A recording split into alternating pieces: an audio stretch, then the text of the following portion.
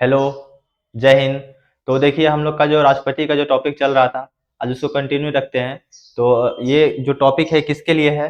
अगर आप UPSC, BPSC या यूपीएससी यूपीपीसीएस का एग्जाम दे रहे हैं तो उसके लिए आपको एक बेसिक आपका स्ट्रांग नहीं है, इस वीडियो से आपको बेसिक एक गाइडेंस मिल सकता है। तो देखते हैं जो हम लोग का टॉपिक चल रहा था उसको कंटिन्यू रखते हुए आज हम लोग को क्या पढ़ना है। तो आज हम लोग का जो टॉपिक है वो है अमेरिका में राष्ट्रपति पर महाभियोग, ठीक है। और इसमें हम लोग देखेंगे कि भारत और यूएसए में मुख्य अंतर, इसमें क्या अंतर है कि अमेरिका में क्या होता है कि जो वहाँ पे जो संविधान है वहाँ पे उल्लंघन पर वहाँ पे महाभियोग नहीं लगता है, बल्कि क्या होता है कि अगर अपराध, रिश्वत और देशद्रोह अगर इस प्रकार का घटना घटता है तो वहाँ पर क्या किया जाता है कि राष्ट्रपति को जो है वहाँ पर महाभियोग लगाया जा सकता है। अब किस प्रकार से लगता है? शुरुआत होता है निचला सदन से, ठीक है, जिसको हाउस ऑफ रिप्रेजेंटेटिव कहा जाता है। फिर है सुनवाई कहाँ होता है? ऊपरी सदन जो होता है, वहाँ के जो सीनेट है उसको ऊपरी सदन कहा जाता है। फिर क्या होता है? वहाँ फैसला किस प्रकार किया? 2/3 बहुमत से पास हुआ। अगर इस प्रकार 2/3 बहुमत से पास हो जाता है तब क्या है, राष्ट्रपति को पद छोड़ना पड़ जाता है। अब देखिए यहाँ बताया गया है कि किस प्रकार से। तो यहाँ जो यूएसए का जो सुप्रीम कोर्ट है वो क्या चीफ जस्टिस जो है वो ये जो काम करता है। उसके बाद है आज का दूसरा टॉपिक जो है वो है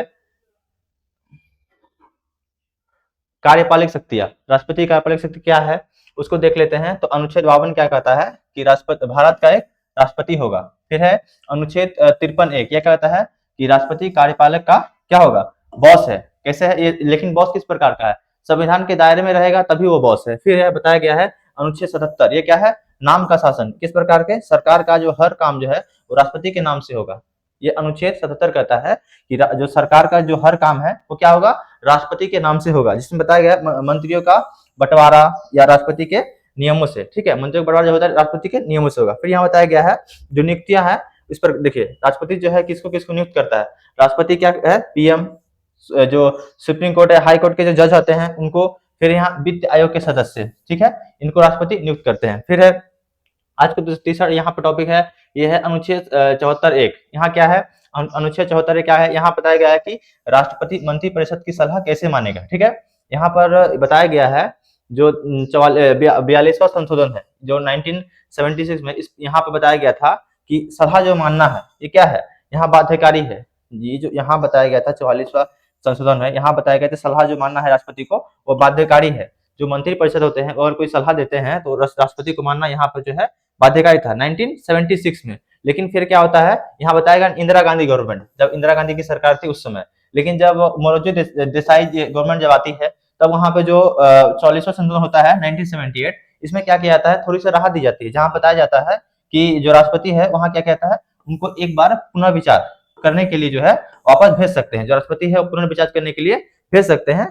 लेकिन अगर दोबारा मान लीजिए कि यह बिल अगर आती है तो फिर क्या होता है? राष्ट्रपति को फिर ये पास करना बाध्यकारी, वहां बाध्यकारी होता है। लेकिन एक बार क्या कर सकते हैं? पुनर्विचार के लिए भेजा जा सकता है।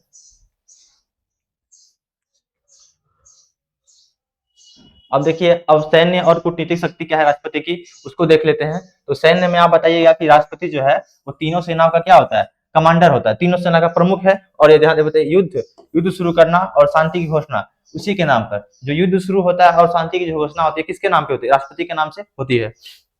अब यहाँ कूटनीतिक शक्ति है, इसमें बताया गया है विदेशी समझौता और संधि राष्ट्रपति के नाम पर होता है। जो विदेशी समझौता होता है या संधि होती है वो किसके नाम पर कराया जाता है? तो राष्ट्रपति के नाम पे। फिर बताया गया है राजदूत। राष्ट्रपति क्या करते हैं? राजदूतों को विदेशों से भेजना, विदेशों जो राजदूत होते हैं वो क्या होता है? विदेशों में भेजना। और विदेशों से जो राजदूत आते हैं उनका क्या करते हैं? उनका स्वागत किया जाता है, ठीक है। जो राष्ट्रपति का एक और भी काम है, जो जो विदेश में यहाँ से माले जाते हैं राजदूत और जो वहां से आते हैं उनको क्या किया जाता है? जो आते हैं उनका स्वागत किया जाता है और जो भेजने का काम भी है वो राष्ट्रपति करते हैं। अब देखिए यहाँ वित्त शक्ति के बारे में बताया गया है कि वित्त शक्ति क्या है। वित्त शक्ति में आप बताइएगा जो बजट है, ठीक है। बजट जो है अनुच्छेद 112, अनुच्छेद 112 क्या कहता है कि संविधान में बजट शब्द नहीं है। आप ध्यान दीजिएगा, संविधान में जो बजट है उस शब्द का उल्लेख नहीं किया गया है, बल्कि यहाँ बताया गया है कि वार्षिक वित्त विवरण कहते हैं। बजट के जगह क्या है? वार्षिक वित्त विवरण। यहाँ पर जो धन विधेयक है, ठीक है, इसको पेश करने के लिए राष्ट्रपति का जो पूर्व अनुमति, राष्ट्रपति के पूर्व अनुमति से ही क्या होगा? धन विधेयक पेश होता है, ठीक है। अब यहाँ बताया गया है कि जो यहाँ पर जो है जो निधि है, ठीक है, फंड है, इसे बताया गया है इसका आर्टिकल क्या है, ठीक है। नियंत्रण किसका होता है और उपयोग, ठीक है। इसको देख लीजिए, ये टेबल को ध्यान रखिएगा, यहीं से आपको स्टेटमेंट जो होता है फंसाता है ये टेबल को आप जो 2-3 बार देख लीजिएगा।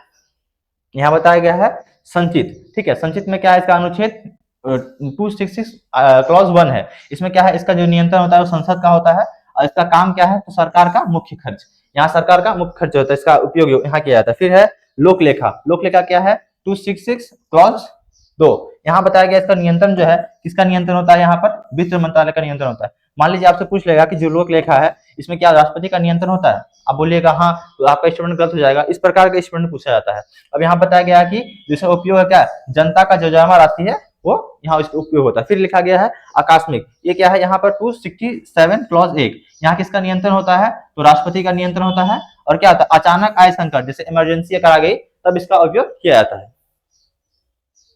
अब देखिए आज का जो एक और टॉपिक यहाँ पर है विधायी शक्तियां। अब विधायी शक्तियां क्या क्या है राष्ट्रपति के, देखिए यहाँ पर लिखा गया है कानून बनाने में भूमिका, किस प्रकार भूमिका देती है। आप बताइएगा कि संसद में मान लीजिए कि एक लोकसभा है, राज्यसभा है और राष्ट्रपति है, ये तीनों को मिलकर क्या होता है, संसद का निर्माण होता है। अभी बताया गया ये क्या है, अनुच्छेद 79 में बताया गया है, क्या होगा, लोकसभा, राज्यसभा और राष्ट्रपति इक्वल टू संसद। क्योंकि मान लीजिए यहाँ ऐसा नहीं, देखिए कभी कभी इस प्रकार पूछा जाता है कि राष्ट्रपति क्या संसद का सदस्य है, स्टूडेंट गलत हो जाएगा, राष्ट्रपति क्या है, संसद के अंग है ना कि सदस्य है, ध्यान रखिएगा। फिर यहाँ नामांकन, देखिए नामांकन बताया गया है कि राज्यसभा में 12 सदस्य मनोनीत करते हैं, राष्ट्रपति जो है वो क्या करते हैं, अनुच्छेद 80 के अनुसार 12 सदस्य को मनोनीत किया जाता है। वो किस क्षेत्र से होते हैं, वो कला, विज्ञान, साहित्य, समाज सेवा, इस क्षेत्र से होते हैं जो राज्यसभा में मनोनीत किया जाता है राष्ट्रपति के द्वारा। फिर है सत्र, यहाँ सत्र है, देखिए यहाँ राष्ट्रपति का और भी क्या काम है, बैठक बुलाना, खत्म करना, लोकसभा भंग करना, ये कर सकते हैं राष्ट्रपति। ये किस कौन सी शक्ति में आती है, ये विधायी शक्ति में आती है राष्ट्रपति की। फिर देखिए यहाँ लिखा है कार्यकाल, यहाँ कार्यकाल क्या है, आर्टिकल 83, यहाँ बताया गया है इमरजेंसी में लोकसभा क्या किया जाता है, एक बार में 1 साल के लिए बढ़ाना।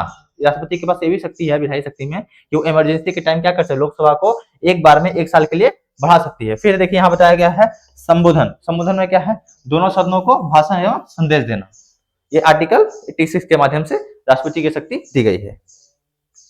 अब यहाँ निष्कर्ष में आप इस तरह से बता दीजिएगा कि राष्ट्रपति क्या है, भारत का प्रथम नागरिक और संवैधानिक प्रधान है। अब देखिए ये वर्ड जो है ना बहुत इंपॉर्टेंट है, इस चैप्टर में हमेशा इजी रहता है लेकिन आदमी वही मतलब बच्चे वही गलती कर देते हैं। आप इस वर्ड को ध्यान दीजिए, राष्ट्रपति क्या है, संवैधानिक प्रधान है। फिर लिखा गया है वह देश का सम्मान है, ठीक है। फिर लिखा गया काम क्या है, देखिए एक परामर्शदाता एवं मतलब एडवाइजर देना। फिर क्या, निरीक्षण, ऑब्जर्वर की तरह राष्ट्रपति क्या काम रहता है, एडवाइस देना, ठीक है, यहाँ एडवाइस देना। और क्या रहता है, ऑब्जर्व करना, ठीक है, निरीक्षण का काम रहता है। फिर लिखा गया है लक्ष्य के सुनिश्चित करना कि सरकार संविधान के अनुसार चले, राष्ट्रपति का यह भी एक काम है।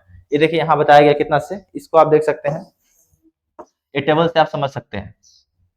तो आज का टॉपिक यहाँ कंप्लीट होता है। तो नेक्स्ट वीडियो में जो इसके बचे हुए भाग है उसको कंटिन्यू रखेंगे। तो अगर आप लोग पिछले वीडियो को नहीं देखे हैं वहां से आप देख सकते हैं, मैं 4 वीडियो और अपलोड कर चुका हूं, आप उसको जाकर के देख लीजिएगा। तो आपको एक सीक्वेंस से पता चलेगा कि हम कौन सा टॉपिक को कवर कर रहे हैं। तो नेक्स्ट वीडियो में इसके आगे वाले भाग को देखेंगे। धन्यवाद।